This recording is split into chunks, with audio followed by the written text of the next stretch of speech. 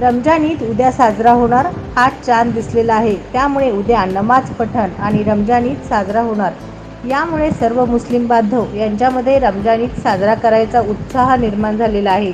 प्रत्येकामध्ये आनंदाचे वातावरण दिसत आहे। एकमेकांची गळाभेट घेण्यात येत आहे। ईद मुबारक हो, चांद दिख गया आणि याच्या शुभेच्छा एकमेकांना देत आहेत आणि सर्वांच्या चेहऱ्यावर आनंदाचा माहोल दिसत आहे।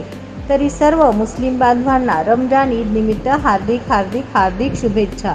सत्यविजय न्यूज चॅनल तर्फे मलैया स्वामी व स्वामी परिवाराकडून हार्दिक शुभेच्छा व लाख शुभेच्छा। सत्यविजय न्यूज मलैया स्वामी। सत्यविजय न्यूज चॅनल संपादक मल्लय्या स्वामी। या चॅनलला लाईक